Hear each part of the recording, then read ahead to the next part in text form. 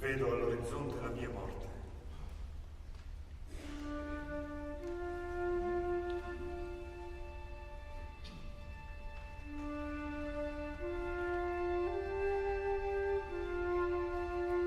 È come il profilo aspro di una terra non più lontana, cui vado incontro con la mia fragile barca. Posso disegnarne i contorni con le dita, accarezzare con la mente il colore.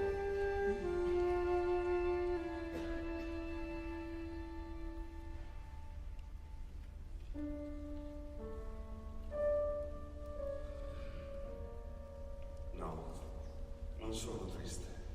Come potrei esserlo? Ho amato l'amore e la bellezza in ogni forma, cercando di dare un senso anche al più piccolo tra gli esseri, perché espressione di qualcosa di più grande. Ho avuto vicini il cuore e l'anima di uomini e di donne che, come me, hanno creduto in una verità pura che sta dentro e fuori di noi. Ho viaggiato e conosciuto i diversi aspetti di una stessa umanità. Ho donato e ricevuto la ricchezza di menti lontane, senza la pretesa di sapere tutto e tutto conoscere. Il respiro di Dio mi ha riempito interamente, mi ha accompagnato sempre, anche se un tempo non ne ero consapevole. Mi avvicino in punta di piedi, ma con estrema gioia, al momento in cui i miei occhi non vedranno più nello stesso modo il mondo che mi circonda. Sicuro di poter abbandonarmi con il corpo e l'anima tra le braccia materne di Dio.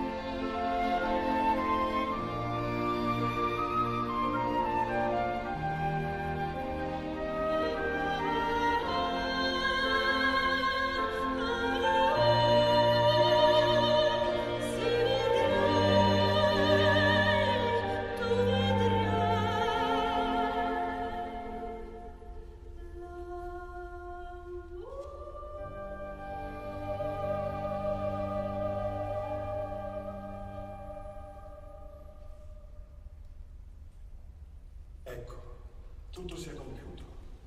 L'ho visto chiaramente. Le voci ora non mi fanno più paura. Ora so che parlano di me, del mio passato e di ciò che sarà, perché voglio che sia così. Perché solo in questo modo avranno senso la mia pace e la mia sofferenza, la mia gioia e ogni mia fatica, la mia disperazione e il mio desiderio di puro amore.